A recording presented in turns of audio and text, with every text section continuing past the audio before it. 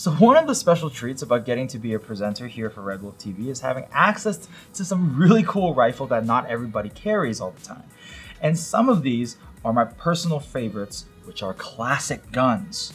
Tanaka is a brand that is more common here in Asia, but are relatively rare outside, such as in Europe or even in the States, for two main reasons. Well, number one, they're usually a little bit more on the expensive side and more for collectors. And number two, they're always made in really limited quantities. So usually there's really not enough to go around, and a lot of them just find homes here in Japan or in Asia in general. Now, due to historical reasons, Japan has long had a love for German guns. And so when it comes to making replicas of German classics like the one we're going to be talking about today, they really go all in.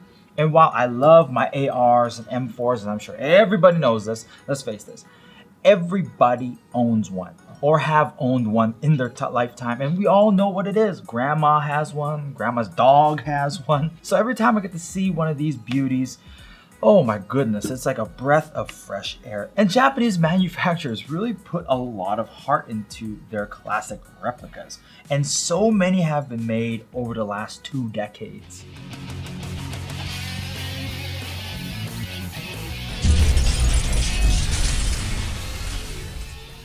Many of these guns, such as the one I have today and the Mauser, which I reviewed some time ago, are bolt-action rifles. Some are spring, some are even powered by gas. The Tanaka system, though, does offer a little bit more upgrade potential for a lot of its users, making this gun a little bit more practical rather than just being a beautiful set piece.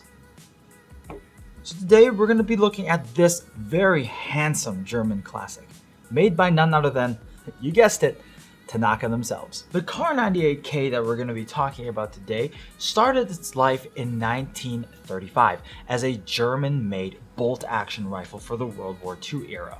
Though it's really not used much anymore, it is still being used by certain places in limited roles around the world. That's why if you go to Wikipedia, it says 1935 to present.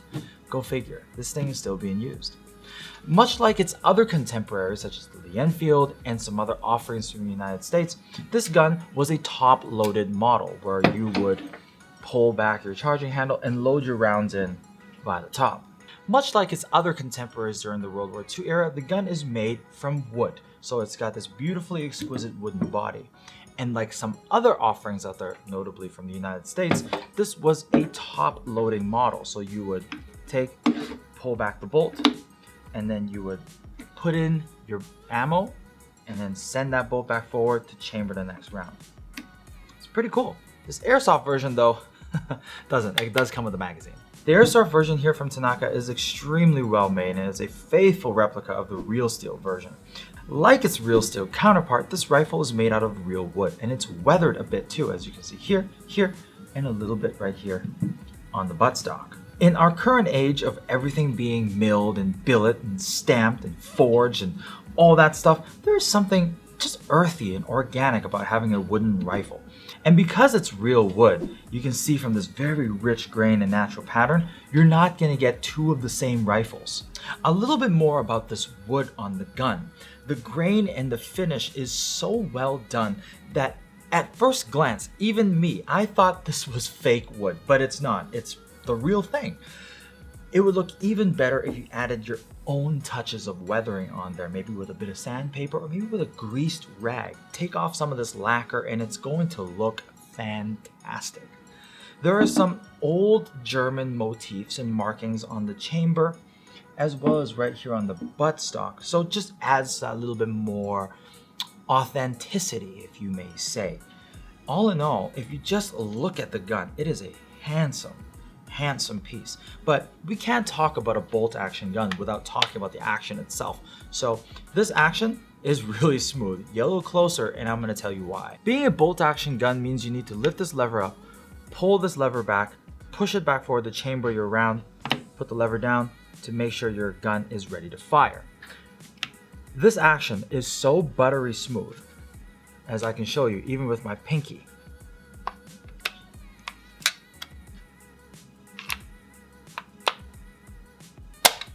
This will give guns like the VSR-10 and the Silverback SRS a run for its money, and then some. I'll do this one more time.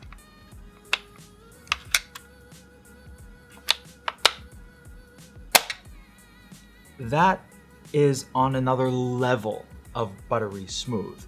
With this kind of smooth action, it should also facilitate faster shooting for, I would say, well, you can't really say providing cover fire. This is a bolt action gun, but if you need to take out multiple targets, I wonder if we can do that. Let's try it out.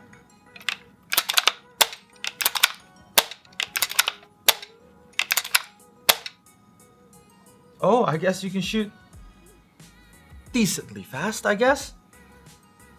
We're gonna find out the accuracy of shooting fast in a little bit. But when a gun is a bolt action gun, that action is gonna be the heart and soul, and I feel like this thing has it in spades.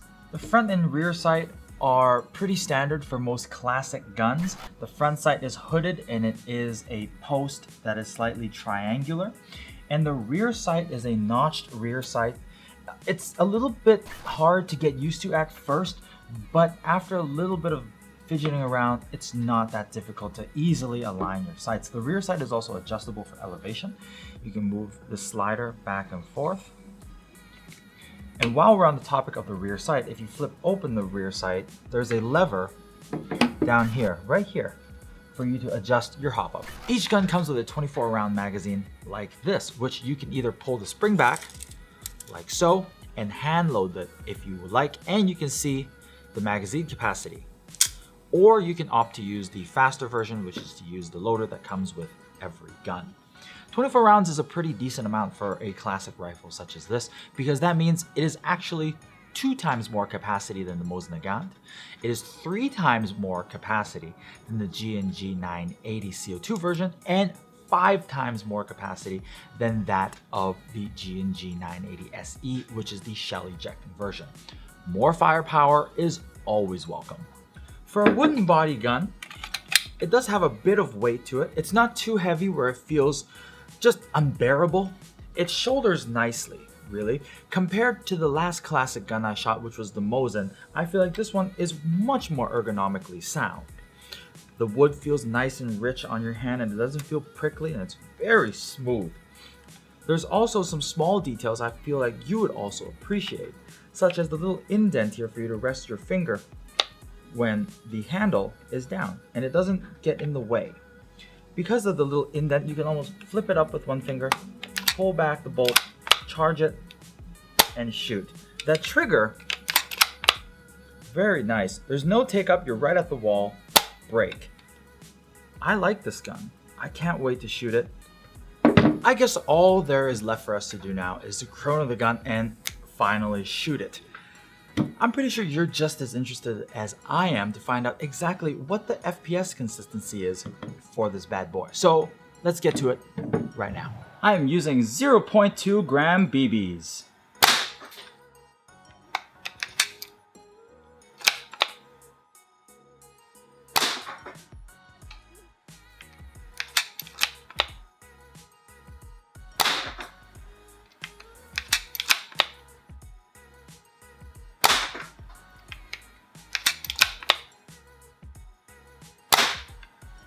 That is very consistent FPS.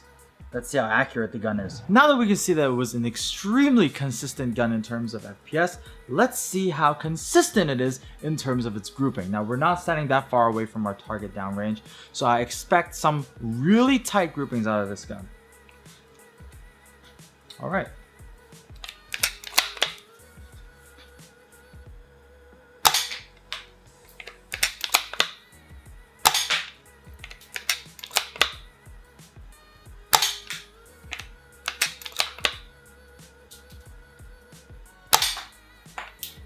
These sights are really not the easiest sights to use.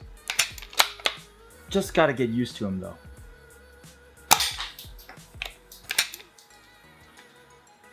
Where do I even begin with the weight of this gun? Even though it feels heavy in your hand, it's very evenly distributed around the whole gun itself.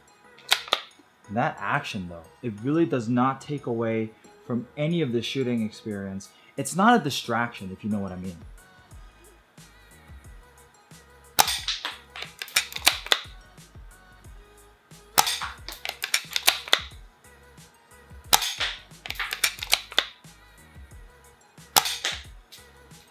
accuracy wise, it's there.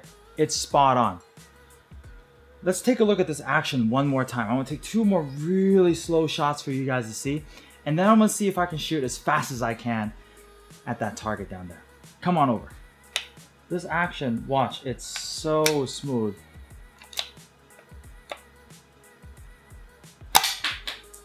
It does not distract you from anything. Pure shooting. So this is where I usually do a mag dump. And why not, right? I'm gonna see if I can shoot this thing as fast as I can. And let's just see how fast I can run this beast. And go.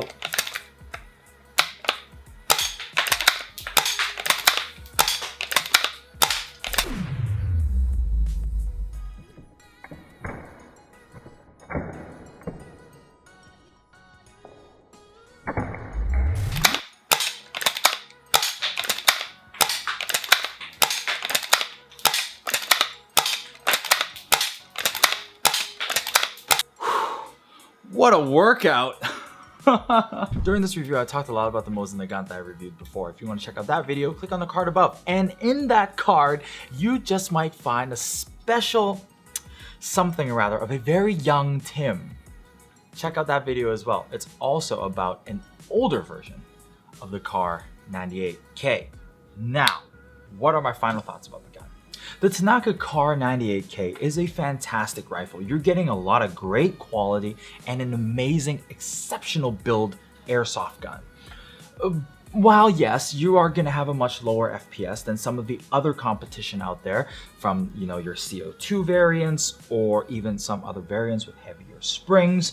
But what you are going to get is you're going to have a rifle with a higher capacity.